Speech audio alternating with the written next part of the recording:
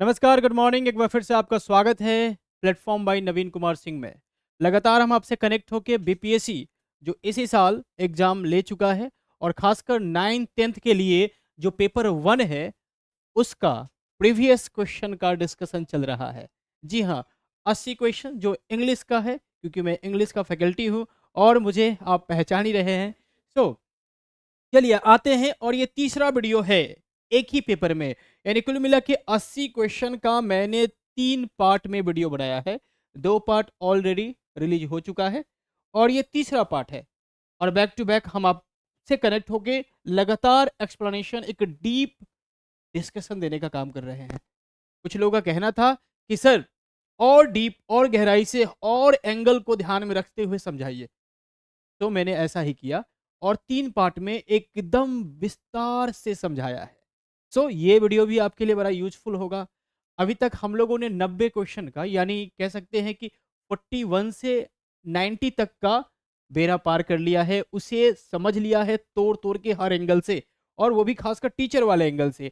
Teacher चीज़ों को कैसे देखता है, विद्यार्थी तो देखता ही है, परंतु टीचर कैसे देखता है, क्योंकि यहाँ मैंने लिख भी रखा है, एक शिक्षक प्रश्नों को ऐसे तोड़ता है, तब जाके आप सही आंसर तक पहुंच पाइएगा। क्योंकि जैसा कि इस पेपर में आपको देखने को मिला, एक ऑप्शन जो कि है आपका चौथा नंबर, मोर देन वन वाला, और ये मोर देन वन वाला जो ऑप्शन है ना, ये बहुत ही चैलेंजिंग ऑप्शन है।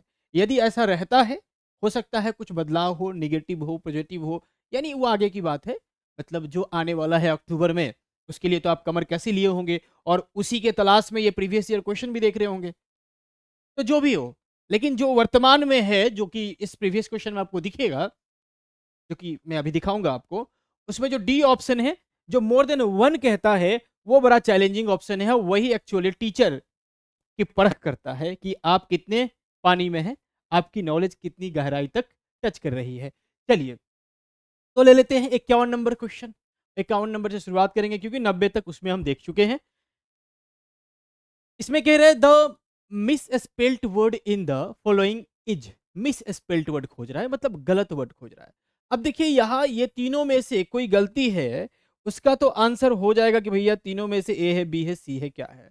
परंतु ये जो ऑप्शन दे रखा है कि एक से ज्यादा भी हो सकता है, तो वैसे में तो चैलेंज बढ़ जाता है। जी हाँ, चैलेंज तो बढ़ जाता है कि एक से ज्यादा भी हो सकता है। अब जैसे कि मान के चलिए, आप कोई देखा होगा कि ब्यूरोक्रेसी लिखा हुआ है यहाँ पे, और ब्यूरोक्रेसी ऐसे नहीं होता है, कुछ अलग स्पेलिंग होता है, वो झट से पकड़ लिया, तो एसएससी के लिए तो वो आंसर हो जाएगा। परंतु यहाँ जो है ये वाला ऑप्शन है, जिसके चलते आपको इसको भी चेकआउट करना पड़ेगा, इसको भी चेकआउट करना पड़ेगा। समझे ना? तो ये टीचर वाला एंगल है। अब देख लीजिए जरा सा, पहला वर्ड है इरेप्रेसिबल, जिसका अर्थ होता है full of energy, full of life, यानी अदम्य कह सकते हैं। अदम्य कह सकते हैं, अदम्य अगर हिंदी में कहे तो अदम्य। दूसरा, ये जो ब्यूरोक्रेसी लिखा हुआ है अफसरशाही, इसका स्पेलिंग ये नहीं होता है। कहने के लिए ब्यूरोक्रेसी हम कहते हैं, परंतु लिखते हैं ब्यूरियोक्रेसी, ऐसे लिखते हैं, ध्यान रखिएगा। ब्यूरियोक्रेसी। तो अगर तोड़ के पढ़ेंगे तो यही निकला ब्यूरियोक्रेसी। समझ रहे हैं ना? हाँ, ये स्पेलिंग होता है। और दूसरा वर्ड है पसीलेनीमिटी। पसीलेनीमिटी, और इसमें डबल एस नहीं होता, डबल एल होता है। तो हम कह सकते हैं कि इसका स्पेलिंग होगा ये वाला, ये वाला। और इसका अर्थ क्या होता है जी? तो इसका अर्थ होता है डरपोक। क्या होता है? डरपोक, कायर। ठीक है? सो ये भी स्पेलिंग एरर है, ये भी स्पेलिंग एरर है। आंसर हो गया more than one of the above.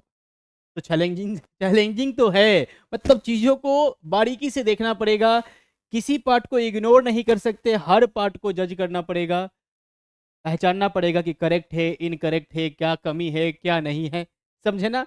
हाँ, ऐसा नहीं कि दिख गया एक झटके में, अच्छा यहाँ ये गलती है और आगे बढ़ गए, नहीं। पूरे पार्ट को ऑब्जर्व करना पड़ेगा कि कहीं किसी और पार्ट में, किसी और ऑप्शन में गलती तो नहीं है, क्योंकि ये जो ऑप्शन है आपको सभी पार्ट को जज करने के लिए, देखने के लिए मजबूर करता है, जो डी ऑप्शन है। A person who is bad in spelling, उसको क्या कहते हैं? वो व्यक्ति जिसका स्पेलिंग जो है बैड होता है, लिखावट जो है बैड होता है, उसको कहते हैं कैकोग्राफी। कैको का मतलब होता है बैड, कैको का मतलब होता है बैड या इनकरेक्ट, इनकरेक्ट भी कहते हैं। एक होता है कॉली, कॉली ये, कॉली का मतलब होता है गुड या करेक्ट। ठीक है जी।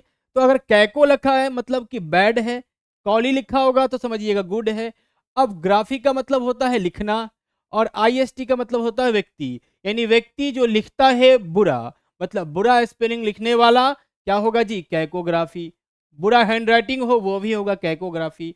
वही अगर कॉलीग्राफिस्ट हो जाए या कॉलीग्राफी हो जाए तो क्या होगा जी, अच्छा लिखने वाला, सुंदर लिखने वाला, सही स्पेलिंग लिखने वाला। समझ गए? हाँ, तो ये आंसर। अब देखो जरा सा यहाँ से, पीलो का मतलब होता है प्रेम, लगाओ। गेनी का मतलब होता है औरत, वही गेमी हो जाता तो विवाह हो जाता। आईएसटी का मतलब होता है व्यक्ति, यानी आईएसटी लगा हो तो समझ लीजिए वो पर्सन को डिनोट कर रहा है एंड में। ठीक है, ठीक है। तो व्यक्ति जो कि औरत से प्रेम करता है, लगाव रखता है, उनकी प्रशंसा करता है, उनके चक्कर में रहता है, तब उनकी प्रशंसा, उनसे लगाव रखता है, उस व्यक्ति को कहते हैं फिलोगिनिस्ट। अब देखिए फोनो का मतलब होता है साउंड, लोजी आए तो समझ लो विज्ञान, आईएसटी मतलब व्यक्ति, व्यक्ति जो साउंड के विज्ञान में माहिर हो, उसका हो। दैट मीन्स इसको भाषाविद भी कह सकते हैं, भाषा शास्त्री भी कह सकते हैं, लेकिन खासकर वह व्यक्ति जो भाषा में उसके उच्चारण पे कमांड ज्यादा रखता हो, उसका विशेषज्ञ हो। समझ में आया? सो आंसर यहाँ क्या होगा जी, सी हो जाएगा। आगे बढ़ जाते हैं, आगे बढ़ जाते हैं। The word most nearly opposite कह रहा है, अपोजिट कह रहा है किसका जी, तो ओ ओपोर ओप्रोब्रियस, ओप्रोब्रियस का मतलब होता है अपमानजनक, अपमानजनक क्या होता है जी, अपमानजनक। ओप्रोब्रियस यानी अपमानजनक, इसका मतलब ही यानी वाइचुपेरेटिव का मतलब भी होता है, वाइचुपेरेटिव कहते हैं इसको, अपमानजनक या निंदाजनक। कह सकते हैं कि ये इसका साइनो है, क्या है जी, साइनो है। यहां पूछ रहा एंटो है, एंटो तो ये नहीं होगा। अब रही बात कंप्लीमेंट्री का मतलब क्या होता है, तो कंप्लीमेंट सुने होंगे, किसी के बारे में कंप्लीमेंट देना यानी उसके उसके बारे में कुछ अच्छा कहना, प्रशंसा कहना। तो कंप्लीमेंट्री वहीं से आया है, यानी इसका अर्थ हो जाता है प्रशंसा। क्या अर्थ हो जाता है जी, प्रशंसा। ये ट्रक्यूलेंट का मतलब होता है, ट्रक्यूलेंट यानी होता है लड़ाकू, लड़ाकू कहेंगे, लड़ा, ठीक है जी। हाँ, तो आंसर क्या हो जाएगा, कंप्लीमेंट्री, क्योंकि अपोजिट कह रहा है, अपमानजनक का एंटो हो जाएगा ये, अगर साइनो कहता तो ये हो जाता। क्लियर जी? आगे बढ़िए। अगला है 94, 94 कह रहा है द टर्म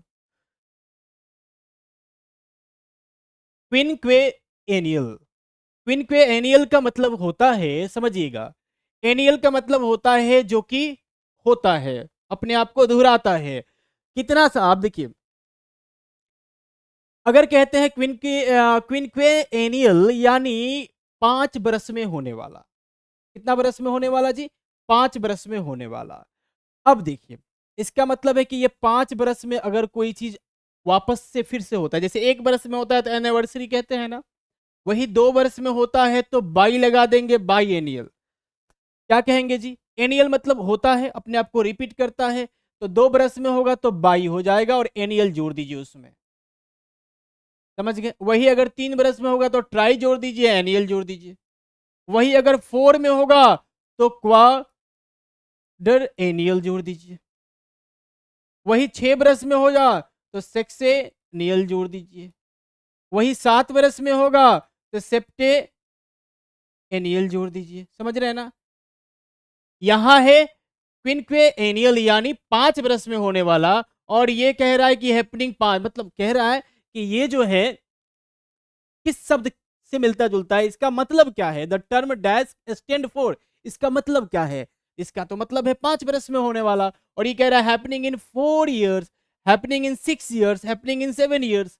सो इसमें से कोई भी नहीं है, यानी मोर देन 1 का तो चांस ही नहीं है, नन ऑफ द अबव, क्योंकि इसका मतलब होता है 5 बरस में होने वाला, और 4 बरस में होने वाले को ये कहते हैं, 6 बरस में होने वाले को ये कहते हैं, 7 बरस में होने वाले को ये कहते हैं। ठीक है, और ये तो बाई 2 ब्रश में, ट्राई 3 ब्रश में। तो आई थिंक हम समझ गए होंगे। ठीक है जी, ये वन वर्ड सब्स्टिट्यूशन के अंतर्गत आता है। अनेक शब्दों के लिए एक शब्द हम जब चुनते हैं वर्ड वाले वर्ड पावर में कह सकते हैं। ठीक है जी, जब वर्ड की बात आती है, वर्ड पावर की बात आती है, तो ये भी आता है उसी में, अनेक शब्दों के लिए एक शब्द। उसके बाद देखिए एकेडमिक ग्रामर में आ गए हम। एकेडमिक ग्रामर और कॉम्पिटिटिव ग्रामर में फ़र्क आपको पता होना चाहिए। एकेडमिक ग्रामर हो गया कि भैया सेंटेंस क्या होता है वो पहचानना, सेंटेंस कितने प्रकार का होता है वो पहचानना, क्लाउज क्या होता है, क्लाउज कितने प्रकार का होता है, फ्रेज किसे कहेंगे, फ्रेज कितने प्रकार के हो सकते हैं, उनका बनावट कैसे होगा, समझ रहे हैं ना? हाँ, तो ये सब एकेडमिक में आ जाएगा। कॉम्पिटिटिव हो गया कि भैया कॉमन एरर्स ढूंढ लो उसमें, आपको सेंटेंस का बनावट से कोई मतलब नहीं है, कहाँ गलती है वो ढूंढ निकालना है। ए compound sentence consist of, compound sentence जो है बना होता है, कंसिस्ट मतलब होता है किससे बना होता है। तो किससे बना होता है जी? तो कंपाउंड सेंटेंस में क्या होता है, टू प्रिंसिपल क्लाउजेज रहते हैं, वन प्रिंसिपल क्लाउज रहता है, कि one principal clause and one subordinate clause रहता है, क्या रहता है? तो देखिए कंपाउंड सेंटेंस, तीन तरह के सेंटेंस आमतौर पे देखने को मिलते हैं, एक सिंगल, दूसरा कंपाउंड और तीसरा कॉम्प्लेक्स। कुछ लोग चौथा भी बनाते हैं जिसको कंपाउंड कॉम्प्लेक्स कहा जाता है। ठीक है, तो तीन को पहले फोकस करें। सिंगल यानी जिसमें एक सब्जेक्ट और उसका नॉन फाइनाइट वर्ब हो, सॉरी फाइनाइट वर्ब हो, जैसे कहते हैं ही इज गोइंग। ठीक है भैया, ये सिंगल सेंटेंस हो गया। Ramesh is playing here, single sentence हो गया। Ramesh and Suresh are sitting there, single sentence हुआ, क्योंकि रमेश एंड सुरेश सब्जेक्ट तो बना है लेकिन उनके लिए वर्ब एक ही है। ठीक है, हाँ, अगर कहते हैं Ramesh is playing cricket and football, तब भी ये सिंगल सेंटेंस हुआ क्योंकि सब्जेक्ट है कि फाइनाइट वर्ब एक है। ठीक है, तो ये सिंगल सेंटेंस। कंपाउंड सेंटेंस, जब दो सिंगल सेंटेंस को कह लें या दो प्रिंसिपल क्लाउज को, जी हाँ, दो प्रिंसिपल क्लाउज को, क्योंकि एक सेंटेंस अगर सिंगल सेंटेंस है तो उसमें एक ही क्लाउज होगा, और एक ही क्लाउज है तो उसको हम मेन क्लाउज या फिर सबऑर्डिनेट क्लाउज ना कह के वो सेंटेंस कहेंगे। अगर कहना होगा तो हम कह सकते हैं कि इसमें एक सिंगल मतलब एक क्लाउज है, वो है प्रिंसिपल क्लाउज। क्या है जी? तो प्रिंसिपल क्लाउज, क्योंकि एक ही क्लाउज है तो वो प्रिंसिपल ही होगा। अब जब वो प्रिंसिपल क्लाउज दो हो जाए, जैसे कि Ramesh is playing there and Suresh is sitting there, तब एंड से जुड़ेगा, जब एंड से जुड़ेगा तो वो हो जाता है कंपाउंड। क्या हो जाता है जी? कंपाउंड। उसी में अगर इफ से जुड़ रहा है, व्हेन से जुड़ रहा है, वेयर से जुड़ रहा है, वाई से जुड़ रहा है, तो वैसे स्थिति में हो जाता है कॉम्प्लेक्स। यानी कह सकते हैं कि जो सिंगल सेंटेंस होगा उसमें एक प्रिंसिपल क्लाउज, जो कंपाउंड सेंटेंस होगा उसमें दो प्रिंसिपल क्लाउज, और जो कॉम्प्लेक्स सेंटेंस होगा उसमें एक प्रिंसिपल क्लाउज और दूसरा जो होगा वो सबऑर्डिनेट क्लाउज होगा। क्या होगा? सबऑर्डिनेट क्लाउज होगा। जी हाँ, तो कंपाउंड के लिए क्या आंसर होगा? ये वाला होगा, वन प्रिंसिपल और एक सबऑर्डिनेट, ये हो जाएगा आपका कॉम्प्लेक्स। क्या होगा जी? कॉम्प्लेक्स। तो क्वेश्चन दो तीन तरीके से पूछता है। एक तो पूछ दिया कि भैया कंपाउंड सेंटेंस में कौन कौन क्लाउज होगा, और दूसरा ये भी पूछ सकता है, जो कि पूछा भी है, कि क्लाउज पहचानिए, ये कौन सा क्लाउज है। ठीक है, चलिए आगे बढ़िए। अगला है the prince said it gives me great pleasure to be here this evening. कह रहा है इसका चेंज इनटू रिपोर्टेड स्पीच, इसको रिपोर्टेड स्पीच में चेंज करना है। किसमें चेंज करना है जी? तो रिपोर्टेड स्पीच में चेंज करना है। तो प्रिंस सेड सब में है, बढ़िया है, सब में है, परंतु कोमा भी सब में है, ध्यान दीजिएगा। तो और नाइरेशन का सबसे पहला नियम, जब हम डायरेक्ट को इनडायरेक्ट में कन्वर्ट करते हैं, ध्यान से सुनिएगा, ध्यान से सुनिएगा, नाइरेशन का सबसे पहला नियम जब डायरेक्ट से इनडायरेक्ट में बदलते हैं, डायरेक्ट स्पीच, स्पीच यानी नाइरेशन को हम इनडायरेक्ट स्पीच में बदलते हैं, सबसे पहला नियम होता है कि भैया कोमा और इन्वर्टेड कोमाज को हटाओ, उसके बदले कोई कंजंक्शन लगाओ, जैसे कि दैट लगाओ, इंट्रोगेटिव है तो वेदर या इफ लगाओ। समझ रहे हैं ना? तो सबसे पहला काम होता है कोमा और इन्वर्टेड कोमाज को हटाना। और ये जनाब आप देखेंगे कि सभी ऑप्शन में कोमा रह गया है, तो कोमा रह गया है मतलब ये तीनों का तीनों बनावट क्या है? गलत है, गलत है। इसलिए इसका आंसर क्या होगा? क्या होगा जी? नन ऑफ दीज होगा, नन ऑफ द अबव होगा, उसमें से कोई सही नहीं है, क्योंकि जब तीनों गलत है तो इसका होने का तो चांस ही नहीं है, क्योंकि तीनों गलत है इसलिए। समझ गए? हाँ, तो नियम नियम है भैया, कोमा। अब क्योंकि यही गलती पकड़ा गया, यही गलती पकड़ा गया, तो फिर आगे बढ़ने की जरूरत क्या है आपको? ठीक है, चलिए ये 97 में आ जाइए।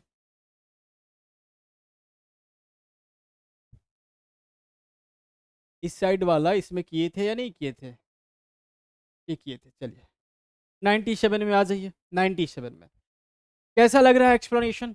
इससे पहले जो एक्सप्लेनेशन आप लोग को दिया गया है मेरे द्वारा, उसको अगर नहीं देखे हैं तो जरूर देख लीजिएगा, क्योंकि वो अगर नहीं समझेंगे तो फिर ये आधा अधूरा ज्ञान हो जाएगा। पैसेज 25 क्वेश्चन है, वो पढ़ा चुका हूं। उसके बाद पैसेज के बाद भी बहुत सारे जिसमें कॉमन एरर है, फिलर है, वो सारे एक्सप्लेन कर चुका हूं एकदम विस्तार से, एक एक ऑप्शन पे काम करते हुए। उसके बाद ये तीसरा है और ये एंड हो जाएगा 80 क्वेश्चन का समय, यानी 120 क्वेश्चन तक हम चलेंगे इसमें। थोड़ा समय लग सकता है। He inquired whether his name was not Ahmad change into direct speech. देखिए भैया, कॉमा और इन्वर्टेड कॉमाज नहीं है तो समझ लीजिए कि वो इनडायरेक्ट में है, और यहां अब उसे डायरेक्ट में बदलना है। तो सबसे पहला काम तो भैया कॉमा इन्वर्टेड कॉमाज लगाना है। और ध्यान रखिएगा कि नारेशन में जिसका डायरेक्ट फॉर्म हो उसमें हम डबल इन्वर्टेड कोमाज का प्रयोग करते हैं। क्या जी? प्राय डबल इन्वर्टेड कोमाज। अगर आपको चुनना हो डबल में से और सिंगल में से एक को, तो आप किसको प्रेफर करेंगे? डबल को। किसको प्रेफर करेंगे? डबल को। ठीक है जी, हाँ, डबल को प्रेफर करेंगे, डबल होगा। ठीक है, हाँ, चलिए चलिए जरा सा।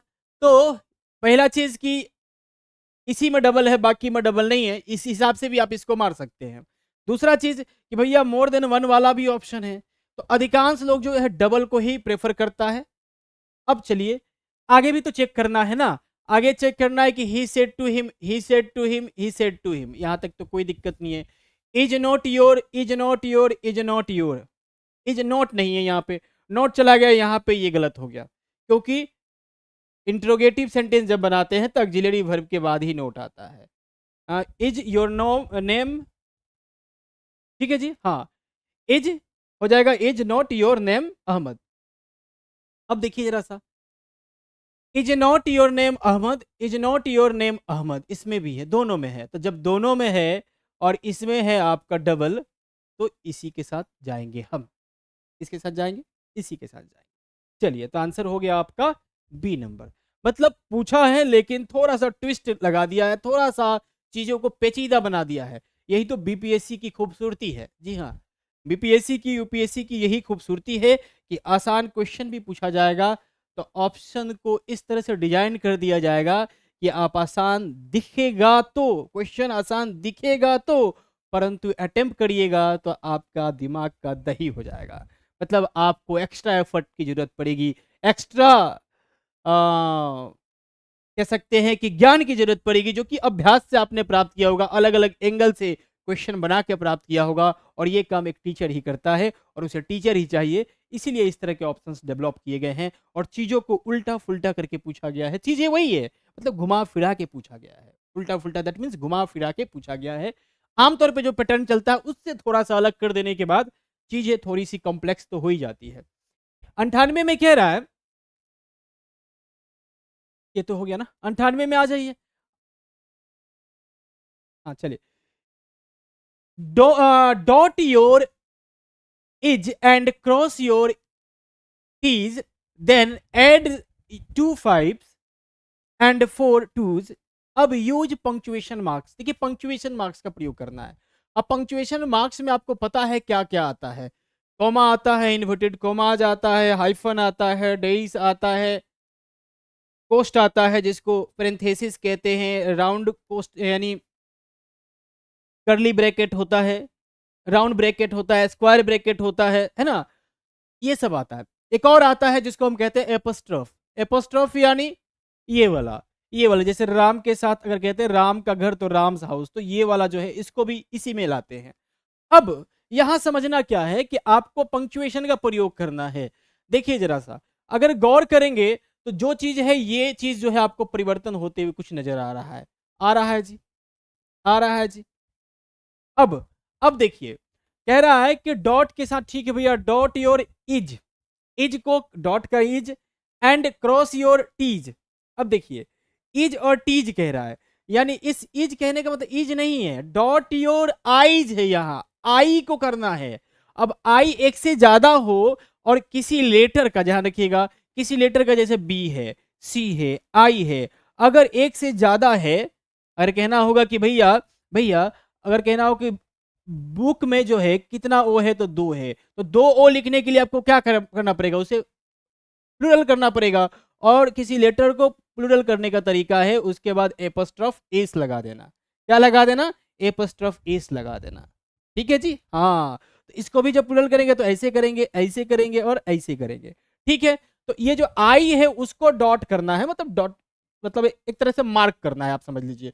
तो यहां भी होना चाहिए था ये, मतलब हमको देखना होगा कि आई ऐसे कहाँ लिखा है, फिर योर टीज, टी भी यानी टी ऐसे कहाँ लिखा है, फिर देखिए लेटर को या फिर नंबर को या कहें डिजिट को भी ऐसे ही एपोस्ट्रोफ एस लगा के ही प्लूरल बनाते हैं। फिर ये 5 ऐसे कहाँ लिखा है और 2 ऐसे कहाँ लिखा है। तो देखिए, इसमें आई इज को छोड़ दिया, मतलब ये आंसर नहीं होगा। इसमें भी इज को छोड़ दिया, ये आंसर नहीं होगा। इसमें इज को भी किया है, इसको भी, इसको भी, इसको भी, आंसर ये हो जाएगा। अब चूंकि मैं बाकी नहीं पढ़ रहा, क्रॉस पे नहीं जा रहा, देन ऐड पे नहीं जा रहा, क्योंकि उसको चेक नहीं करना है, केवल पंक्चुएशन चेक करना है, इसलिए ग्रामर के बाकी चीजों को अप्लाई नहीं करेंगे। ठीक है, केवल पंक्चुएशन पे ध्यान देंगे। कुछ लोग हो सकता है कि बाकी ग्रामर के पार्ट पे भी ध्यान दे रहे हो, तो वो गलत कर रहे हैं, वो नहीं करेंगे। ठीक है, चलिए।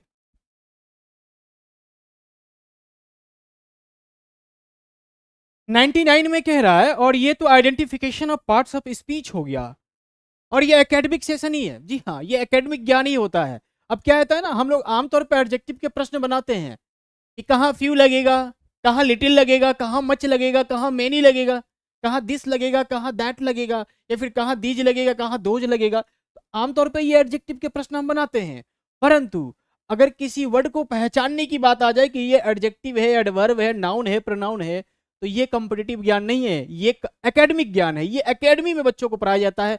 जो बच्चा 11th-12th कर रहा है, या फिर शुरुआत में है, खासकर शुरुआत में है, 5वीं के बाद से अगर वो आगे अंग्रेजी पढ़ रहा है, तो पहले उनको यही पहचानना सिखाया जाता है। इसलिए मैं कह रहा हूं कि एकेडमिक ज्ञान अलग है, कॉम्पिटिटिव ज्ञान अलग है। आपके पेपर में एकेडमिक और कॉम्पिटिटिव का कॉम्बिनेशन दिखेगा, और बढ़िया कॉम्बिनेशन दिखेगा, क्योंकि उसे टीचर चाहिए, और टीचर को एकेडमिक ज्ञान भी होना चाहिए और कॉम्पिटिटिव ज्ञान भी होना चाहिए।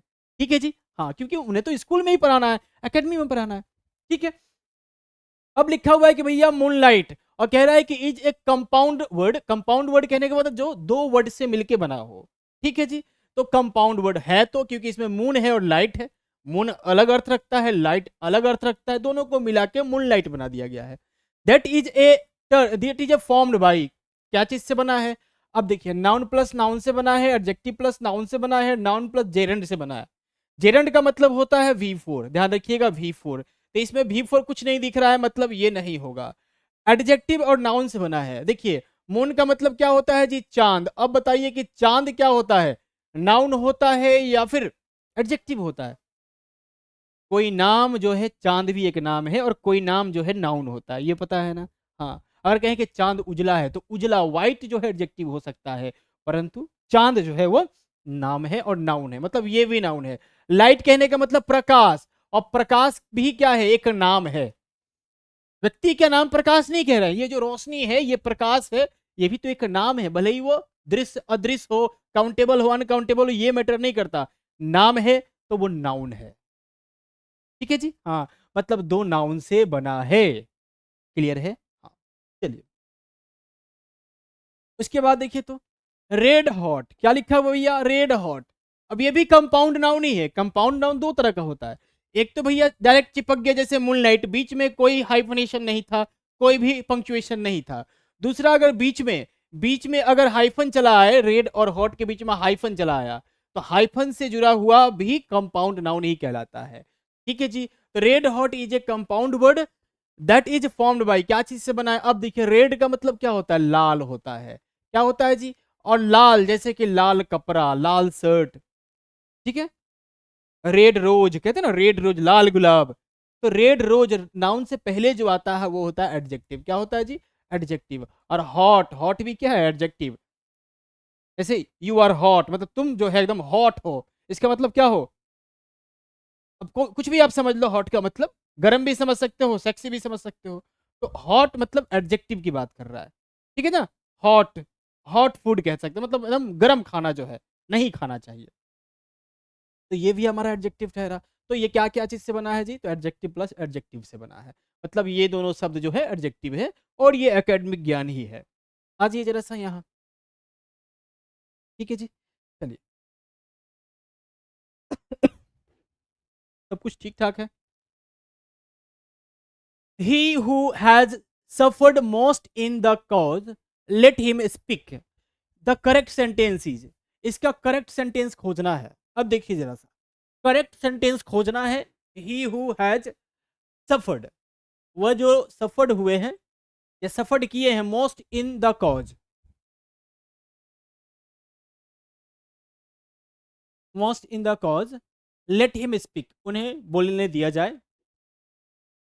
तो इसमें क्या है कि correct sentence let him who has suffered, let him who has suffered, he who has suffered most in the cause should speak, ठीक है?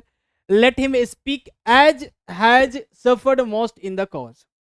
देखिए, ये तो ठीक लग रहा है, इसमें कोई दो राय नहीं है। इसमें भी अगर ही रहता, यहां let him speak as he रहता, कुछ केसेस में ही हट भी सकता है, लेकिन ही रहता तो ज्यादा बेहतर होता इन the cause. Let him who, let him के बाद यहां लेट हिम की बात जो है आई थिंक आना चाहिए था, आता भी है, लेट हिम प्लस V1 आता है। तो यहाँ V1 नहीं है, इसी वजह से इसको गलत काटा जा सकता है। ही हु हैज सफर्ड, ये ठीक है। लेट हिम स्पीक, हाँ, ये दोनों होने के चांसेस है, ये तो बेहतर, ये तो होगा ही। लेकिन आपका बोर्ड जो है ये मार रखा है, मतलब इसको भी उसने प्रेफर किया है। लेकिन ये थोड़ा सा विवादप्रद है, विवादप्रद है, क्योंकि अभी तक जितने भी एग्जाम्पल्स मुझे मिले हैं एज ए कंजंक्शन, जब इसे कंजंक्शन एज को एज ए कंजंक्शन यूज किया गया है, कनेक्टर के रूप में यूज किया गया है, तो फिर इसमें भी मतलब एक सेंटेंस रहता है, इसमें भी एक सेंटेंस रहता है। और सेंटेंस रहने के लिए जो सब्जेक्ट है वो होना चाहिए। हाँ, ऐसा होता है कि अगर यही सब्जेक्ट यहाँ रिपीट होता है तो उसे इग्नोर किया जा सकता है, हटा दिया जा सकता है, थोड़ा सा एडवांस है। तो वैसे स्थिति में दोनों सही है। सो इसलिए लगता है कि उन्होंने डी को प्रेफर किया है। ठीक है जी। हाँ, लेकिन बी जो है वो तो ठीक है, वो बढ़िया है।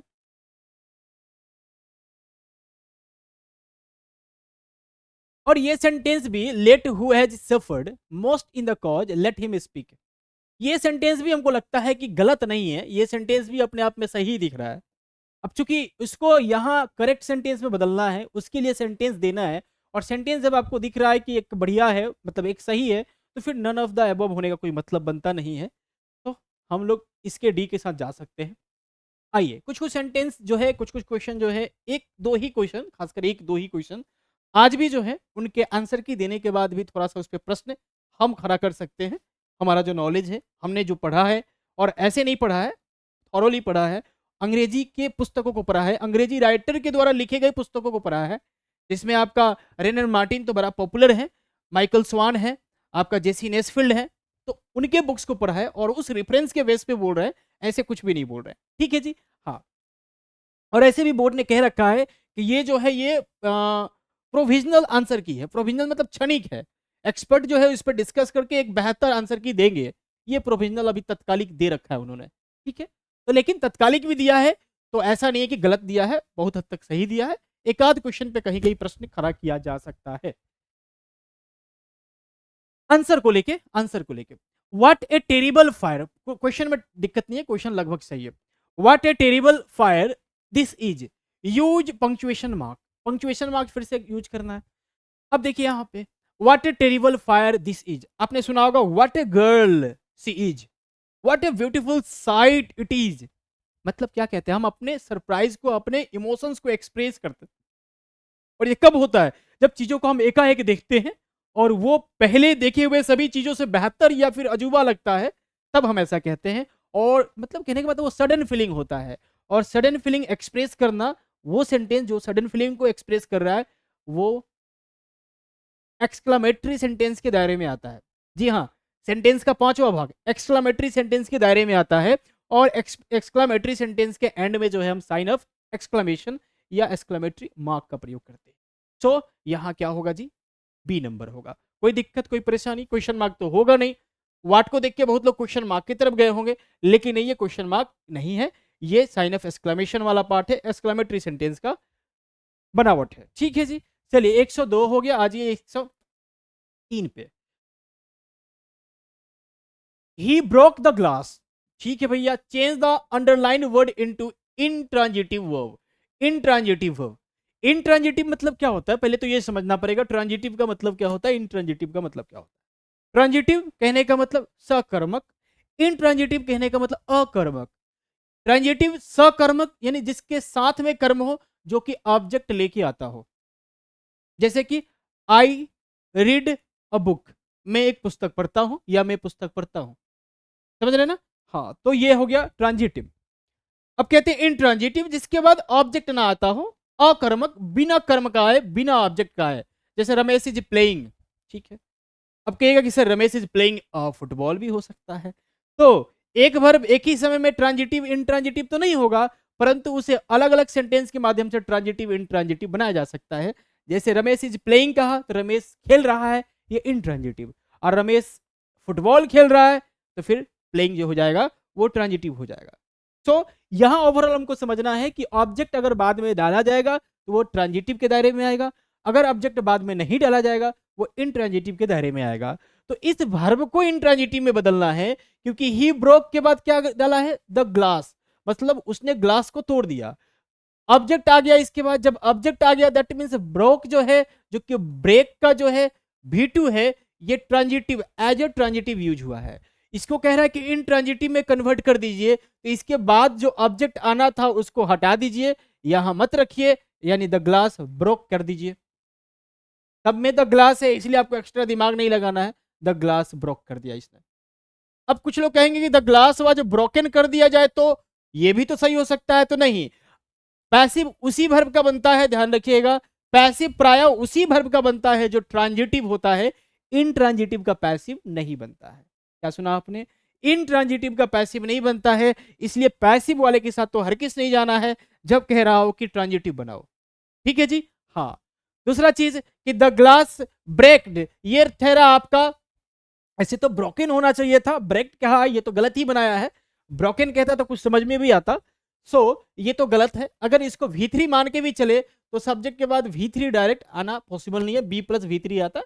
हाँ, एडवांस फॉर्म में हम पैसिव के सेंस में यूज तो करते हैं, लेकिन वो एडवांस फॉर्म है, मान लिया कि होता है, लेकिन ये तो कतई नहीं होता है कि ब्रेक का ब्रेक्ड हो, ब्रेक का ब्रोक और ब्रोकन होता है। सो ये गलत है, ये तो होगा नहीं, बचा है, इसको हम रख सकते हैं द ग्लास ब्रोक।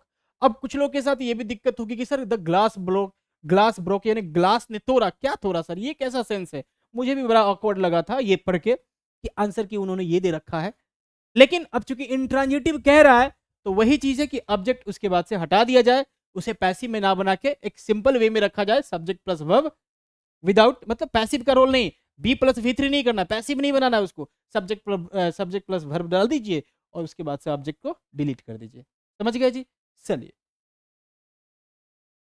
104 कह रहा है, 104 कह रहा है I am reading David Copperfield point out the tense used in the underline part. अरे भैया इतना आसान क्वेश्चन तो आप, मेरे जो स्टूडेंट रहे हैं, मेरे भाई बहन जो पढ़े हैं हमसे, वो तो आसानी से आइडेंटिफाई कर लेंगे, और कोई भी आइडेंटिफाई कर लेगा, इवन पढ़ा हो ना पढ़ा हो, कोई भी आइडेंटिफाई कर लेगा कि एम इज आर एम के बाद जब V4 आता है तो वो प्रेजेंट कंटिन्यूअस के दायरे में जाता है।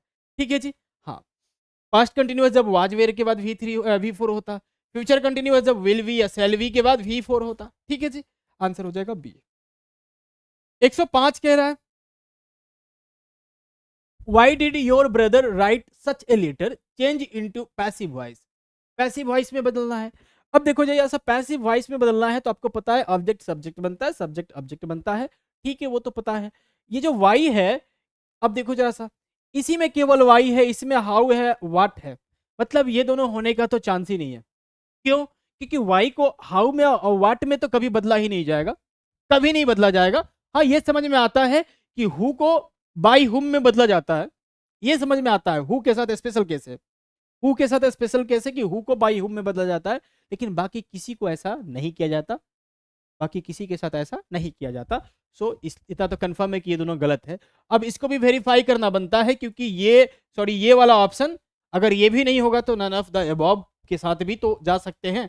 सो इसको तो वेरीफाई करना पड़ेगा।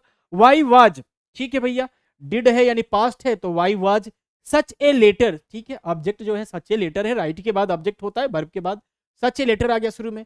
रिटन बाय योर ब्रदर, यानी ये सेंटेंस जो है हमारा सही है। कोई दिक्कत, कोई परेशानी? आंसर हो जाएगा ए नंबर, ठीक है। चलिए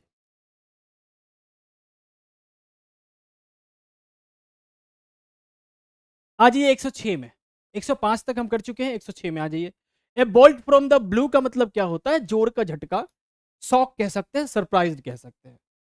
अचानक कोई विपदा आ जाए उसको भी कह सकते हैं। मतलब एकदम एकाएक आया हुआ कोई मुसीबत, कोई चीज, कोई घटना, कोई दुर्घटना, या फिर कोई न्यूज भी कह सकते हैं। सो यहाँ सडन वर्ड है, तो ये बेहतर है, सडन क्लामिटी, अचानक आई आपदा को भी हम कह सकते हैं। ठीक है जी। चलिए अगला है हमारा डू अवे विथ का मतलब होता है एंड हो जाना, खत्म हो जाना, मर जाना, समाप्त हो जाना, बर्बाद हो जाना, यानी कह सकते हैं टू डिस्ट्रॉय। ठीक है जी। चलिए उसके बाद ये सब तो आपका एडियम्स है और याद रहेगा तो आप आसानी से खोज लीजिएगा। To cast a slur on का मतलब क्या होता है? अपमानित करना, अभियोग लगाना, मतलब दोषी ठहराना, गुनहगार ठहराना, ठीक है ना, कलंक लगाना, ये सब अर्थ होता है। यानी प्रशंसा करना तो होगा नहीं, ये तो अपोजिट है। ब्लेम हो सकता है, अक्यूज हो सकता है, अक्यूज का मतलब भी दोषी ठहराना, ब्लेम का मतलब भी दोषी ठहराना। ठीक है जी, ये दोनों हो सकता है, इसलिए मोर देन वन के साथ जाएंगे। कितना बढ़िया, कितना बढ़िया। फ्रेज तो आसान है, पॉपुलर फ्रेज है, हमेशा एसएससी में आता है, लेकिन उसके लिए जो ऑप्शन क्रिएट किया गया है ये डायलेमा में आपको डाल सकता है। बच्चा टू ब्लेम देख के तुरंत इसके साथ जाएगा और बीट ठोक के जाएगा, बीट ठोकेगा, बहुत घाटे में पड़ जाएगा, है ना। चलिए 108 हो गया, 109 की तरफ मूव करते हैं। 109, 109 में है to be at sea. To be at sea, to be मतलब होना, एट सी यानी समुद्र में होना। बताइए आप समुद्र में रहेंगे, समुद्र के बीच में रहेंगे तो क्या अच्छे स्थिति में रहेंगे कि दुविधा में रहेंगे? बताइए। दुविधा में रहना, दैट मीन्स समुद्र के बीच में रहना, परेशान रहना, दुविधा में रहना, विपत्ति में रहना कह सकते हैं ना। तो बड़ा, हाँ, दुविधा में रहना यानी कंफ्यूज रहेंगे कि कहाँ जाए। अब मान के चलिए कि समुद्र में इधर भी कुछ नहीं दिख रहा, इधर भी नहीं कुछ दिख रहा, हो सकता है इधर जाएंगे तो पाकिस्तान में, इधर जाएंगे तो चाइना में, इधर जाएंगे तो भारत में, तो दिशा भी तो कम से कम पता होना चाहिए। समुद्र में दिशा पता ही नहीं चलेगा, सूरज भगवान को देख के पता चल सकता है, लेकिन कंफ्यूज आदमी रहता है। इन ऑलमोस्ट नो टाइम मतलब कुछ थोड़ा भी समय ना मिले, ऑलमोस्ट नो टाइम मतलब थोड़ा भी समय ना मिले, एकदम क्विकली, जैसा कि आपका एग्जामिनेशन हुआ है ना, एकदम क्विकली हुआ है, क्विकली तुरंत हो गया।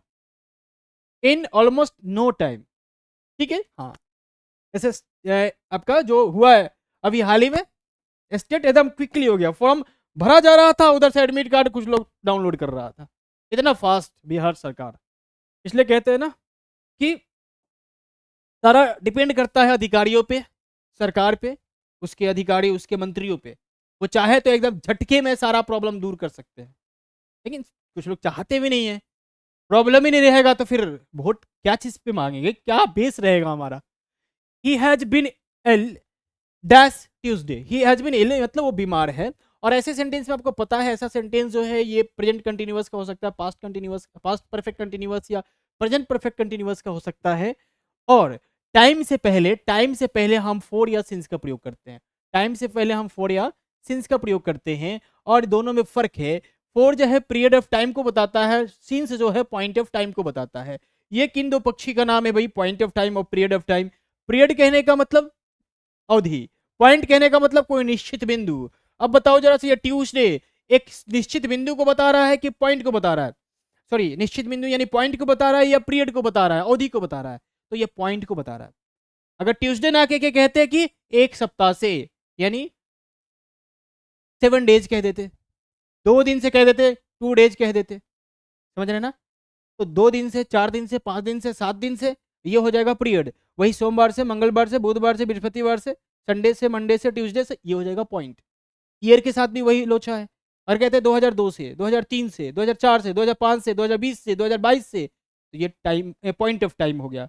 ये सिंस के यानी इसके पहले सिंस लगेगा, ठीक है जी। हाँ, वही कह देते 2 साल से, 4 साल से, 10 साल से, 20 साल से, ये हो जाएगा पीरियड ऑफ टाइम। तो नाम अगर आ जाए तो पॉइंट ऑफ टाइम, और इसके लिए आएगा सिंस।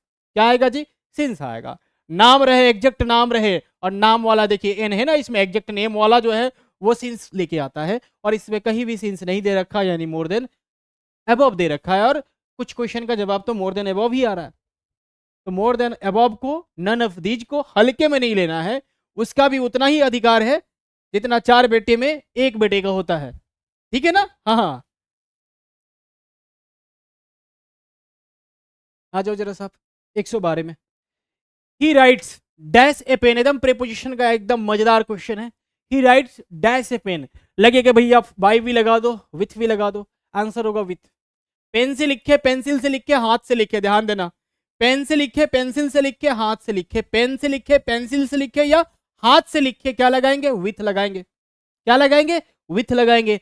वही अगर कहता है कि भैया लाल इंक से लिखता है, पेन और पेंसिल की बात नहीं करता वो, वह कहता है कि लाल इंक से लिखता है या फिर इंक से लिखता है, तो वैसे में हो जाता है हमारा इन। क्या हो जाता है जी? इन हो जाता है। क्या हो जाता है? इन। बोलिए, समझे कि नहीं समझे? बाई वगैरह नहीं आएगा यहाँ, पेन और पेंसिल से लिखने में भी और हाथ से लिखने में भी, चाहे इंक से लिखने में भी। तो ये 2 प्रीपोजिशन इसके लिए आपको ध्यान में रखना है। कौन कौन जी? कौन कौन जी? तो विथ और इन। जब कहेगा यहाँ पे ही सी राइट्स, कह देता सी राइट्स डैश इंक या फिर रेड इंक, तो क्या हो जाता? इन रेड इंक या इन इंक। ठीक है, लेकिन वही पेन हो जाए, पेंसिल हो जाए, या फिर कहे कि लेफ्ट हैंड से, राइट हैंड से, तब क्या होगा? और विथ होगा। आई थिंक समझ गए होंगे, आंसर हो जाएगा ये ए नंबर। ठीक है जी। द कार वाज रनिंग, जो कार जो है वो चल रही थी at at at 40 kilometre per hours, यानी 40 किलोमीटर पर घंटा के हिसाब से वो दौड़ रही थी। कौन जी? तो कार। अब देखिए जरा सा, रनिंग के साथ ऑन भी हो सकता है, रनिंग के साथ एट भी हो सकता है। जब रनिंग के बाद किलोमीटर की बात करें, 40 50 60 किलोमीटर की बात करें पर आवर पर मिनट ऐसे, तब हम जाएंगे एट के साथ। Running at 40 kilometre per hour या पर मिनट, जो भी आप कहें, या पर सेकेंड कहें। अब कार ना हो के एरोप्लेन हो जाता, तो एट के साथ जाएंगे। वही अगर कह दे कि रनिंग ऑन, मतलब किसी चीज पे दौड़ रहा है तो ऑन हो सकता है, रोड पे दौड़ रहा है तो एलोंग हो सकता है ना जी? हाँ, तो वो अलग कंडीशन है। इस कंडीशन के साथ एट और केवल एट। ठीक है जी। चलिए, ही डाइड, वो मर गया भैया। क्या चीज से मरा? कोलेरा से मरा, और ये बीमारी है, कैंसर से मरता, एड्स से मरता, मलेरिया से मरता, बीमारी है, और बीमारी से मरने के लिए हम ऑफ का प्रयोग करते हैं। क्या चीज का प्रयोग? ऑफ का प्रयोग करते हैं। इंटरनल कोई चीज से मरता है कोई, तो ऑफ का प्रयोग करते हैं। बाहरी चीज से मरता है तो हम फ्रॉम का प्रयोग करते हैं। क्या चीज का प्रयोग करते हैं? फ्रॉम का प्रयोग करते हैं। या फिर कहें इंस्टेंट बीमारी से मर जाए, इंस्टेंट बीमारी से कहने का मतलब क्या है? फूड पॉइजनिंग हो जाए उसको, तब मर जाए। ज्यादा खा ले तब मर जाए, समझ रहे ना? कोई विपदा आ जाए उससे मर जाए, तो वैसे स्थिति में फ्रॉम आता है। ठीक है जी। चलिए, यहां तो आएगा, इसके लिए बीमारी के लिए ध्यान रखना है, ऑफ आएगा। और ये पॉपुलर है, डाई ऑफ, डाई ऑफ। ठीक है जी। हाँ, बीमारी। There is a river dash my residence, मेरे रेसिडेंस के डैश में जो है रिवर है, क्या है? नदी है। अब देखिए जरा सा, तो रिवर रेसिडेंस के बगल में ही होगा, के करीब में होगा, मतलब उसके आसपास में, के नियर हो सकता है, के बगल में हो सकता है। अब बिसाइड तो परफेक्ट दिख रहा है, लेकिन एट से भी इग्नोर नहीं किया जा सकता है। आंसर भले ही बिसाइड बोर्ड ने दे रखा है, लेकिन एट से भी इग्नोर नहीं किया जा सकता। एट भी जो है नियर को ही शो करता है, बिसाइड को ही शो करता है। और ये मैं नहीं बोल रहा, ये राइटर बोलते हैं, ग्रामरियन बोलते हैं, वो भी अंग्रेजी के ग्रामरियन बोलते हैं। आप सुने होंगे, एक चीज तो बड़ा ही अद्भुत है और हमेशा से सुनते आ रहे होंगे। ट्रेन जब रेलवे स्टेशन पे आप जाएंगे तो क्या बोलेगा? क्या बोलेगा जी? कोई महिला या पुरुष बोलेंगे अनाउंस करके, ट्रेन नंबर फलना is coming on the platform number फलना। ठीक है जी। On the platform, on the platform, coming on the platform, arriving on the platform. यहां ऑन नहीं होना चाहिए, एट होना चाहिए। अब चूंकि ऑन इतना पॉपुलर हो गया, इतना पॉपुलर हो गया कि एक्सेप्ट कुछ लोग करने लगे, परंतु एट होना चाहिए, क्योंकि एट बताता है करीब को, ऑन बताता है के ऊपर। अब बताइए, प्लेटफॉर्म पे ट्रेन आएगा तो पब्लिक या पैसेंजर कहां जाएगा? कहां जाएगा? बताइए, ऊपर नहीं चला जाएगा जब वहीं आ जाएगा तो? इसलिए प्लेटफॉर्म के करीब बने हुए पटरी पे आता है, और करीब को दर्शाने के लिए एट लगाते हैं। समझ में आया ना? हाँ, तो एट नियर को भी शो करता है, बिसाइड को भी शो करता है। सो बिसाइड तो परफेक्ट है, लेकिन इसको भी इग्नोर नहीं किया जा सकता, इसलिए यहां more than one best answer होना चाहिए, लेकिन बोर्ड ने इसे दिया है। इसलिए मैं कह रहा था कि बोर्ड ने दिया है बिसाइड को, इसलिए कह रहा था कि कुछ कुछ प्रश्नों को लेकर डाउट है, संदेह है, उस पर डिबेट किया जा सकता है। और डिबेट हम जैसे लोग करेंगे तो ऐसे थोड़ी जाएंगे ये खोपड़ी लेके, नहीं, किताब लेके जाएंगे, क्योंकि इस खोपड़ी ने पढ़ रखा है। ठीक है जी, चलिए आगे जाइए जरा सा। Yesterday I saw the film Macbeth, बढ़िया है जी। मैकबेथ फिल्म देखा, मतलब इतना ये देखिए पैराग्राफ आ गया जी। मतलब पैसेज जो है, कंप्रीहेंशन जो है, लैंग्वेज जो है, पैसेज के रूप में पूछा, यहाँ एक छोटा सा पैराग्राफ दे दिया, वहां पैसेज दिया था शुरुआत में 25 क्वेश्चन हो सकता है, यहां से भी 2-3 क्वेश्चन उठा लिया हो, ऐसे बनता है। मतलब लगभग जो है 9th-10th में आपको लैंग्वेज से, जिसमें पैसेज हो जाएगा, पैराग्राफ रीडिंग हो जाएगा, आपका छोटा सा सेंटेंस अरेंजमेंट हो सकता है, ये कुल मिला के हमको लगता है कि 30 नंबर कवर कर रहा है। और वही 11th-12th वाला में पता है 40 से 45 नंबर का लैंग्वेज पे अटैक किया गया, सीधे लैंग्वेज पे अटैक किया गया, मतलब आधा आधा कंप्रीहेंशन और आधा जो है grammar.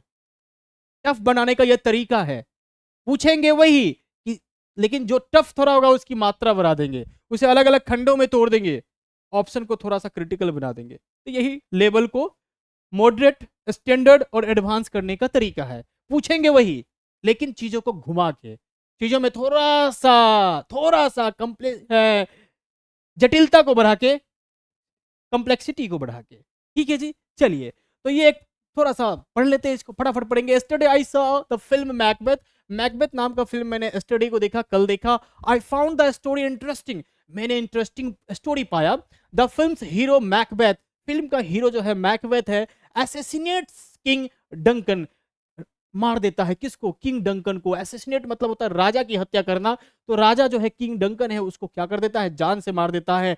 And ascends the throne of Scotland, Scotland की गद्दी पे सवार हो जाता है, उसको हड़प लेता है। बट लेकिन ही इज डिससेटिस्फाइड, वो जो है असंतुष्ट है, अभी भी वो असंतुष्ट है, उसे गद्दी मिल गया है।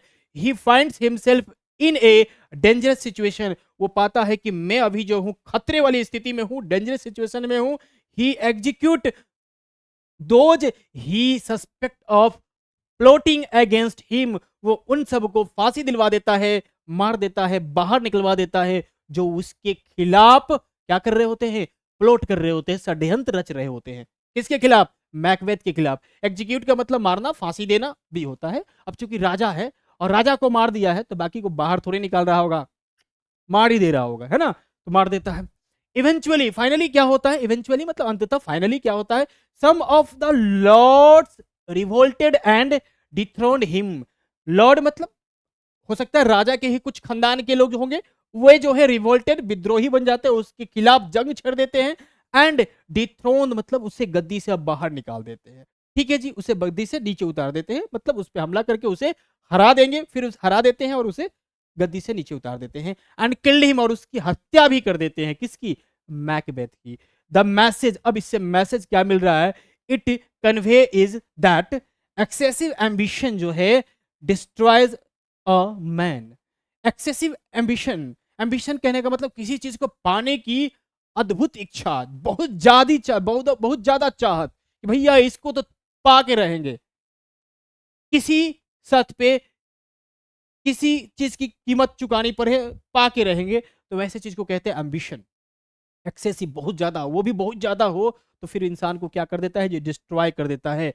The actor and the actress who played Macbeth, actor और एक्ट्रेस जो कि प्लेड किए हैं मैकबेथ एंड लेडी मैकबेथ का role, had exceptional performance, exceptional performance उनका, मतलब मैकबेथ नाम का फिल्म बना, उसमें जो मैकबेथ का किरदार निभाया, लेडी मैकबेथ यानी उसकी पत्नी का किरदार निभाया, उनका एक्सेप्शनल एकदम अनूठा परफॉर्मेंस है, which signifies sorry significantly increase the film's impact, जो कि महत्वपूर्ण तरीके से फिल्म के प्रभाव को बढ़ा दिया है। अब ये जो है क्या है, इसे क्वेश्चन कैसा है जी, क्वेश्चन कैसा है, the extract is the extract is an example of, extract मतलब जो ये निचोड़ ऊपर दिया गया है, एक समरी छोटा सा दिया गया है, वो क्या है? क्या है वो? फिल्म रिव्यू है, समरी है, पैराग्राफ है। बहुत खतरनाक है क्वेश्चन, और ये एकेडमिक लेवल का क्वेश्चन है। जी हाँ, एकेडमिक आप कह सकते हैं कि अगर आपके यहाँ पूछता है आपके एग्जामिनेशन में, मतलब आप बीपीएससी में यही पैटर्न रहता है, तो 30 नंबर कह लीजिए एकेडमिक है और 50 नंबर ग्रामर है, या फिर 40-40 भी कह सकते हैं, कोई दो राय नहीं है। एकेडमिक का इतना महत्व है। तो ये क्या है? तो फिल्म रिव्यू देखिए, तो इसमें अंत में रिव्यू भी शामिल कर रखा है, समरी भी कह सकते हैं उसका। इसको अगर कहें कि भाई उस पर थोड़ा सा एक पैराग्राफ लिख दो ना, तो पैराग्राफ के भी दायरे में आ सकता है ये। लेकिन अगर ये दिक्कत हो रहा है तो ये दोनों तो आप समझ ही रहे हैं, समझ रहे हैं? समरी तो है भैया, अंत में रिव्यू भी थोड़ा सा दे दिया गया है। कुल मिला के हम कह सकते हैं ये मोर देन वन के साथ जा रहा है, आंसर होगा मोर देन वन। उसके बाद क्या है? डिलीनिएट द, डिलीनिएट मतलब होता है वर्णन करना, व्याख्या करना, उसका उल्लेख करना। The qualities of a good paragraph, good paragraph का क्वालिटी क्या है? देखिए ना, हमने कहा ना कि पैराग्राफ भी हो सकता है, फिर कह रहा है गुड क्वालिटी, पैराग्राफ का गुड क्वालिटी क्या है? मतलब उसे वो पैराग्राफ भी मान रहा है, कहीं ना कहीं से ये सेंटेंस उसको पुष्टि कर रहा है। क्या अच्छा गुण है भैया? तो it has to be short, वो छोटा होना चाहिए, बात तो सही है भैया, एक पैराग्राफ तो छोटा होना चाहिए। It has to be precise, मतलब एकदम समरी उसका होना चाहिए, उसमें किसी चीज के बारे में अगर पैराग्राफ लिख रहे हैं तो लगभग इंफॉर्मेशन उसमें आ जाए, वो समरी होना चाहिए। It has to be the point, मतलब उसमें मेन मेन पॉइंट ही शामिल होना चाहिए, और ये तीनों कैरेक्टर बढ़िया है, तीनों गुण होना चाहिए एक पैराग्राफ में। That means more than one के साथ हम जाएंगे, आंसर होगा डी। ठीक है जी, मोर देन वन कितना आंसर लेके आ रहा है? Read the extract given below. अब देखिए इसको भी पढ़ना है, और ये देख के क्या लग रहा है कि कन्वर्सेशन है जी, आपस में वार्तालाप हो रहा है। या फिर कह सकते हैं कि नाटक वगैरह में देख रहे होंगे, कैरेक्टर ऐसे लिख दिया जाता है, उसके बाद सेमी कॉलन दे के और वो कैरेक्टर क्या बोल रहा है वो भी लिख देते हैं, और इसको डायलॉग भी कहते हैं। तो ये कन्वर्सेशन में आप अगर क्वेश्चन देखेंगे, बड़ा सिंपल सा सेंटेंस है, सब में आप समझ जाइएगा। The above extract is an example of, क्या चीज का एग्जाम्पल है? तो कन्वर्सेशन का एग्जाम्पल है भैया, स्टूडेंट और टीचर के बीच में वार्तालाप चल रहा है, तो कन्वर्सेशन तो है, ये है। और डायलॉग भी है, क्योंकि इसका जो पैटर्न है वो डायलॉग का भी शो कर रहा है, मोनोलॉग नहीं है। मोनोलॉग होता है मतलब एक आदमी जब कुछ बोल रहा होता है स्टेज पे खड़ा होके, सोलोलोकी कहते हैं, सोलोलोकी नाटक, और उसमें जो एक कैरेक्टर बोल रहा होता है, बाकी कोई कैरेक्टर नहीं होता है स्टेज पे, तो उसको कहते हैं मोनोलॉग, यानी स्वतः भाषण। ये स्वतः नहीं है क्योंकि दो आदमी है। सो ये दोनों होने की संभावना है, आंसर हो जाएगा मोर देन वन। बोलिए, कोई दिक्कत, कोई परेशानी? आज ये जरा सा पॉइंट आउट कह रहा है, point out the error in the extract, error कह रहा है इस एक्सट्रैक्ट में फाइंड आउट करने के लिए। आंसर दे रखा है, आंसर दे रखा है none of the above, none of the above मतलब कोई नहीं है, सबने पढ़ लिया है। आप इसको बढ़िया से पढ़ लीजिएगा, कोई दिक्कत नहीं है, समय चूंकि हम लोग ले चुके हैं बहुत अच्छा खासा, और इसमें कहीं भी एरर नहीं है, इसलिए नन ऑफ द अबव होगा। अब चूंकि इतना बड़ा क्वेश्चन है तो आपके लिए तो चैलेंजिंग है, और इवन एक टीचर के लिए भी चैलेंजिंग है। जी हाँ, अगर कह देता है कि इसमें एरर नहीं है तो इसको 2-3 बार पढ़ना ही पड़ेगा, और पढ़ने में टीचर भी यहाँ मात खा जाएंगे। तो ऐसे क्वेश्चन आप कह सकते हैं भगवान भरोसे है, अगर बढ़िया है, बढ़िया पढ़ने में आप है तब तो बढ़िया है, नहीं तो भगवान भरोसे है। ठीक है जी, हाँ, क्योंकि अगर 80 क्वेश्चन है तो 80 क्वेश्चन में ऐसे ऐसे क्वेश्चन तो रहेंगे जो कि 4-5 क्वेश्चन आपको चैलेंज देंगे, कोई दिक्कत नहीं है, वो सबके लिए चैलेंजिंग होंगे, लेकिन बाकी जगह आपका सही होना चाहिए, वही रिजल्ट बनाने के लिए काफी होगा। ठीक है जी, और ऐसे क्वेश्चन 1-2 ही रहेंगे। अब देखिए एक वर्ड अरेंजमेंट दे रखा है, वर्ड अरेंजमेंट कहने का मतलब क्या होता है? अरेंज करना है वर्ड को, हर वर्ड को एक अलग अलग डिवाइड करके रखा है उसने, हर वर्ड को अलग अलग डिवाइड करके रखा है, आप देख लो यहाँ पे। एक सेंटेंस, मतलब कह सकते हैं एक सेंटेंस है, उस सेंटेंस को तोड़ दिया है अलग अलग खंडों में। अब इन खंडों को आपस में कौन पहले होगा कौन बाद में होगा, आपको अरेंज करना है। क्या है? Few, about, few, several, like, medicine, items, vegetables, kinds, many, of, a, and, he, avocados. Avocados एक फल होता है, क्या होता है? एक फल होता है, एक फल होता है, ठीक है, उसका प्लूरल फॉर्म है, एक से ज्यादा फल की बात कर रहा है। अब देखिए he bought a few items, एक फ्यू आइटम्स करता, उसमें क्या है? Like medicine, several vegetables, and many kinds of avocados. Avocados एक फल है, लाइक मान के चलिए एप्पल की बात कर रहा है, तो मेनी काइंड्स ऑफ एप्पल कैसे होता है? अनेक प्रकार के एप्पल हो सकता है, एवोकेट्स एक ही फल है, ठीक है। तो मेनी काइंड्स इसके लिए ज्यादा सूट नहीं कर रहा है। मेनी काइंड्स किसके लिए सूट कर रहा है? वेजिटेबल के साथ। वेजिटेबल बहुत प्रकार के फल होते हैं। यहाँ अगर फ्रूट्स रहता तो इसके साथ भी करता, लेकिन उस फ्रूट्स में एक फ्रूट की बात कर रहा है, तो इसके साथ मेनी काइंड्स ज्यादा परफेक्ट नहीं है, वेजिटेबल के साथ है, क्योंकि वेजिटेबल में अलग अलग प्रकार के हो सकते हैं। सो मेनी काइंड्स इसके साथ अगर देख ले कि कहीं चिपका है, कहीं चिपका है, तो ये बड़ा अच्छा कीवर्ड हो जाएगा उसे पहचानने के लिए। मेनी काइंड सी के साथ चिपका हुआ है। किसके साथ चिपका हुआ है? मेनी काइंड सी के साथ चिपका हुआ है। बाकी और किसके साथ चिपका हुआ है?